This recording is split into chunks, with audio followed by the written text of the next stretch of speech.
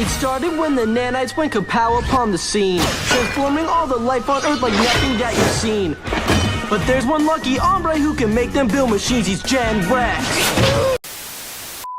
Created by Man of Action, the creators behind Ben 10, Generator Rex is a 2010 action cartoon with the same vibe as Ultimate Alien, unfortunately, and Young Justice. But fortunately, it is way better than a majority of the action cartoons that came out around this time. The show takes place on Earth, where it's been infected by these microscopic robots called nanites. And these nanites have the chance to mutate both either people or animals into Evos. And Evos are essentially the main antagonists of the show. An Evo is basically a big hulking monster or just some guy with powers now.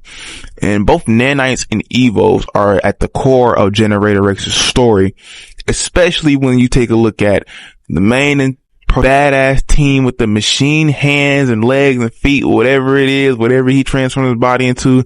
And y'all know what I'm talking about. I'm Rex. Now thrill me.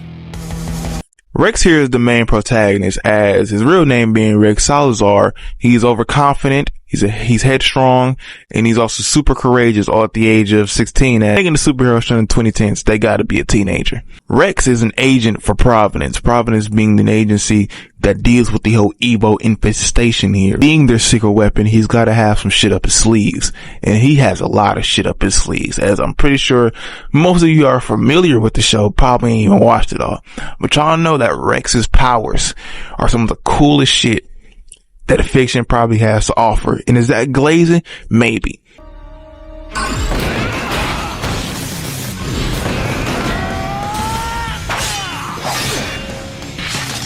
Cause when I tell you, right next to the Omnitrix or Danny Phantom going Ghost, Rex is right there with his nanite constructs, bro. They're so fucking gas. Whether it's the slam cannon, his jetpack, his smack hands, and even some of the shit he gets on in a later season that I won't talk about because we're going to be sticking season 1 here. All of his constructs are all of his constructs are banger after banger after banger. I mentioned Rex among the teenage superheroes that we've seen before in other shows because Rex here, other than punch first, ask questions later, Rex is more of I'm a heal first, then hurt you if I need to. As I said, he's Providence's secret weapon, not only because of his construct and just nanite manipulation he has, but he's one of the only beings who's able to heal these Evos. A lot of empathy. It shows throughout his character, not just his power, but it's really like, it's like symbolism. You know, he's able to heal people. And it shows also in his character because that's just what he wants to do. Rex is basically trying to heal the world and just save as many people as possible, like any hero tries to. You see a lot of his human side too once he starts to rebel against Providence, as in saying, no, I'm not gonna sit in my fucking room all the goddamn time. I'm gonna go out and I'm gonna try to have a human life. And it really helps and shows his true humanity when we see him interact with the outside world.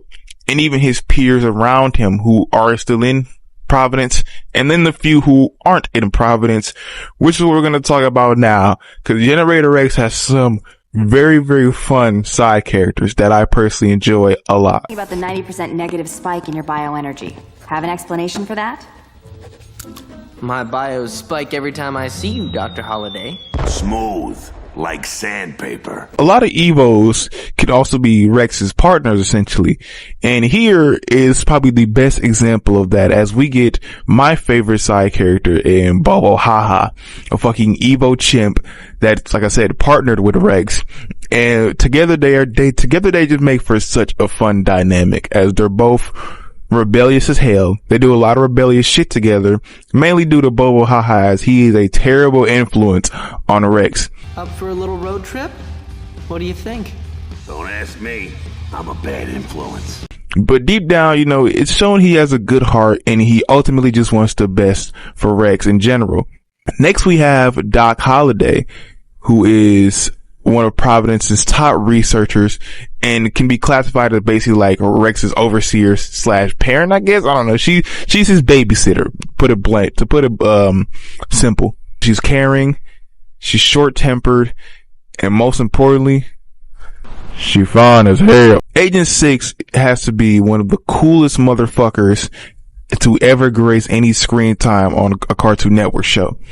He's another one of Rex's overseers, and in my opinion, I don't know if it's ever stated, but he is definitely the coolest motherfucker at Providence. Has to be their top agent by far. But deep down under his quiet exterior, his stoic natures, he's still a sweetheart deep down, as he is the one who found Rex when he was young and comforted a young Rex. And even now, he has a lot of moments to show him just how much he really does care for Rex, both as a superhero and just as a person. Hey, you wanted normal? I've got news for you. What you're feeling right now about her doesn't get any more normal than that. Outside of the people he meets in Providence, obviously, outside of it though, there are still so many more interesting characters and people he interacts with, as we have the biggest one in Noah, his best friend essentially, and these two are like my standard / example for peak bromance. Anytime they get together in an episode, or just when Noah shows up briefly, it always makes for such great entertainment. As I said, they have episodes just where it's just the two of them, or they're like the main like characters in the show, and they just make those are top episodes, bro. Those are just top tier fucking episodes. Kind of volunteered you to go with her. Whoa. I'm Save the World from Evo's guy, not go on pity dates guy. We get a lot of other characters too who appear early on in the show in season 1 and also just make for such great additions, like Cersei, Rex's love interest, who unfortunately fights for the wrong side. So they get a nice little like clashing relationship dynamic going on there. We have some great side villains also, like Hunter Kane, who's voiced by John Cena, and he's just basically Evo racist essentially. In his episode 2 is phenomenal. Didn't look that way to me. Filthy Evo. Filthy Evo? Give me a reason. Just one. You also get Beowulf, No Face, two great side villains. We get Breach, who has one of the best episodes in the later seasons. Dude, her episode is so good in both this season and in both season 1 and season 2. They're both just so good. We have White Knight, the head of Providence, and most importantly, we have the main villain, essentially, Van Cleis, who is just a fucking manipulative motherfucker. He's ruthless. God, he's basically a fucking cult leader, and he's just one of the villains that just wants to heal the world, save the world. He wants to usher this new era for Evos. And that's basically all I'm going to tell you to avoid spoilers, because this show has to be experienced with no spoilers as possible. Just experience those episodes later season for yourself. So many great episodes, characters show up, and the way they all end too is just such great fucking content, man. So keeping it contained to season 1, even then, season 1 has enough for an average watcher to get completely hooked on the show. So many great episodes that once you really get through like the first 5, you're going to have that feeling in your heart and your mind being like, I gotta watch the whole thing in one sitting, you know? And that's just because of just so many, like I said, great episodes. You have the first ever episode, The Day Everything Changed. Then you have Beyond the Sea, you got Breach, Operation Wingman, The Hunter, and even those are just my favorites from this season. But even the ones I didn't name from season 1 are still immaculate watches, bro. Season 1 in the show in general doesn't really have that many bad episodes. The series is very consistent, very little dips in quality, especially when you take into account just how amazing the action is too. I haven't even talked about the action. It's been a minute since I talked about Rex in general. That's just how much meat this show has to offer, to where you get the main course in Rex, but you still want to eat all the sides too, because they're just as great. Whenever Rex is fighting himself, like his builds are just like I said, his builds just are just like, they make a lot of the action really fun to watch. His builds have a lot of variety in them, especially in the later seasons, but even in season 1, his jetpack, his little like motorbike thing, they make things that even aren't straight up fight scenes enjoyable to watch. Stuff like, chase scenes are enjoyable to watch because Rex just has so much versatility in him. Even without Rex fighting, Six does some cool shit. Bobo Haha gets involved too. There's a lot of fucking great action here. Some of the best action that Man of Action is probably animated. Yes, and I'm including all the Ben 10 shows. You know, Rex is up there and is fighting with Ben 10, in my opinion, for best action cartoon on Cartoon Network. It's that fucking good. I'm trying to tell y'all, this shit is peak. Generator Rex is a show that got done so dirty by the network. Thankfully, it was able to complete its run, and it even stuck the landing, in my opinion. And that's really why I think a lot of people should go watch Generator Rex, especially if you're a fan of Ben 10.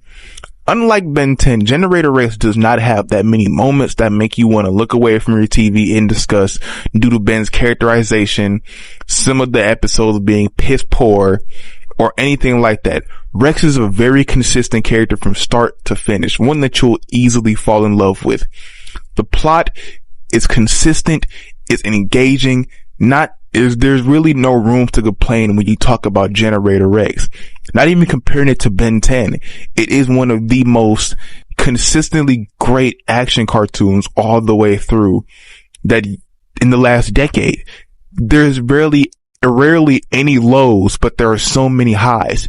It's a genuinely good product from start to finish. And sadly, Cartoon Network themselves and Warner Brothers doesn't see that, because you can't watch this shit on anything like HBO Max. I think you have to buy it on, but what I'm going to say to you is you have to watch Generator Rex and find it however you can, unfortunately, because it's just it's just hard to find. And when talking about Generator Rex, you know, I brought up Ben 10 a lot, but obviously they have their own crossover that I'll talk about another day, because a lot of that just goes to Ben. A lot of people just bring that up because they just want to talk about Ben this, Ben that. Rex barely gets any talk, even in his own crossover, and the crossover is on his own show still. And that's what I mean by saying Rex is a very underrated character, and Generator Rex is a very underrated show.